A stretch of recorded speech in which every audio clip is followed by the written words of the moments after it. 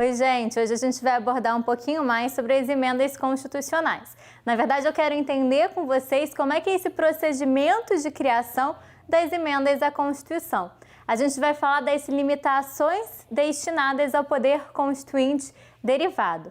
A gente sabe que no texto constitucional as emendas constitucionais são previstas no artigo 60 e a gente tem 4 limitações ao poder de emenda: limitação formal ou procedimental, as limitações circunstanciais, as limitações materiais e, por fim, a gente vai falar também das limitações temporais, tentando entender se elas existem ou não no texto constitucional. Vamos começar com uma leitura breve do texto constitucional. Eu quero focar com vocês no artigo 60 para a gente entender essas 4 formas de limitação. A primeira limitação a gente já observa lá no artigo 60.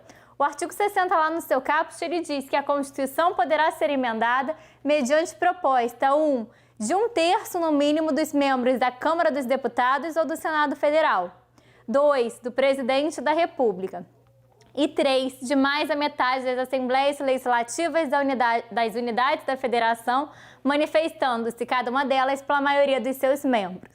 Então, a gente tem aqui umas limitações com relação à formalidade. O artigo 60 caput ele vai trazer quais são os entes, quais são as autoridades que podem iniciar o processo legislativo de emenda, ok? Em sequência, a gente tem dentro do texto constitucional outras limitações formais também. Com relação à discussão e votação, observa o seguinte: a gente tem no primeiro momento a iniciativa, e aí o caput do artigo 60 me traz os legitimados, e depois a gente tem aquela fase de discussão e votação. E a fase da discussão e votação com relação às emendas constitucionais, ela é diferenciada. A gente vai ter que ter 2 turnos em cada casa do Congresso Nacional, então 2 momentos de votação, tanto no Senado Federal quanto na Câmara dos Deputados, e depois a gente vai ter a votação por um quórum qualificado, que é um quórum de 3/5. Lembrando que as emendas constitucionais, em regra, vão começar a sua votação na Câmara dos Deputados. Vamos lá para o texto constitucional. Parágrafo 2º do artigo 60 me diz assim: a proposta será discutida e votada em cada casa do Congresso Nacional em 2 turnos, considerando-se aprovada se obtiver em ambos 3/5 dos votos dos respectivos membros. Então, a gente tem esse procedimento dificultoso dentro da discussão e dentro da votação, justamente porque a emenda constitucional ela vai alterar a essência do nosso texto constitucional, conteúdos muito sensíveis para o nosso Estado. E aí, em sequência, a gente vem para a fase da promulgação. É importante a gente ressaltar que emenda constitucional, ela não sofre sanção ou veto, ok? O presidente da República só participa do processo de emenda constitucional lá na fase de iniciativa, se for uma emenda proposta por ele. Em sequência, a gente tem a promulgação que fala assim: a emenda à Constituição será promulgada pelas mesas da Câmara dos Deputados e do Senado Federal com respectivo número de ordem. Observa que não vai ser o presidente da República que vai promulgar, ok? Além das limitações formais, que são essas limitações que trazem um procedimento específico, a doutrina que fala em limitações temporais, ou seja, lapsos de tempo nos quais a Constituição não poderá ser alterada justamente para trazer uma certa segurança.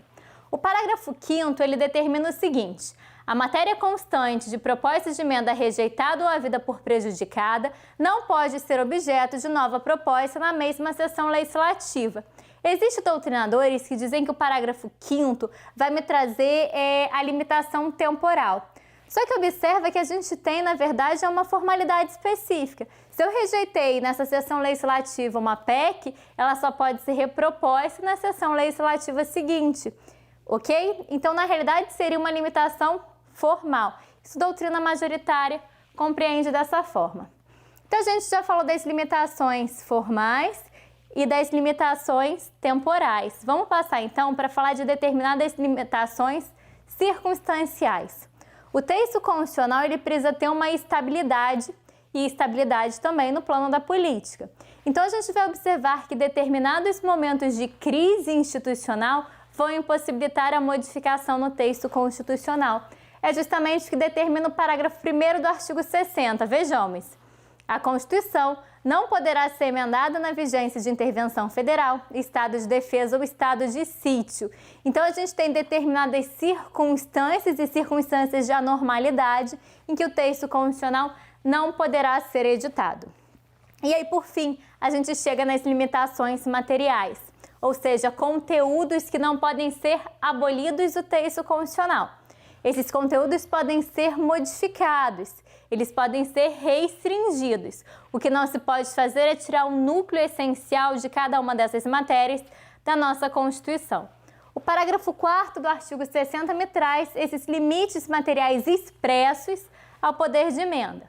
Não será objeto de deliberação a proposta de emenda tendente a abolir 1. A forma federativa do Estado. 2. O voto direto, secreto, universal e periódico. 3. A separação de poderes. E 4. Os direitos e garantias individuais.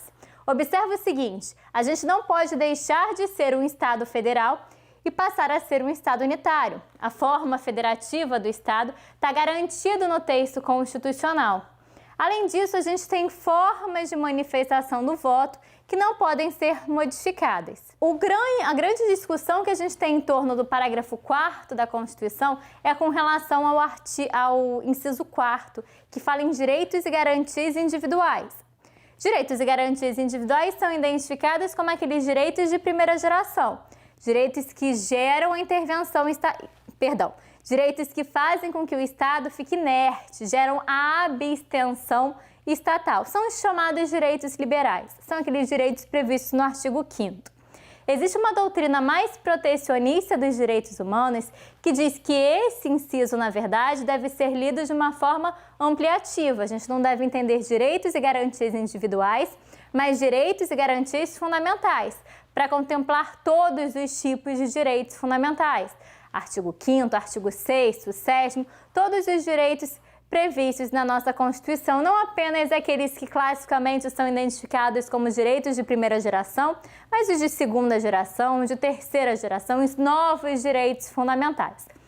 Gente, por hoje é isso.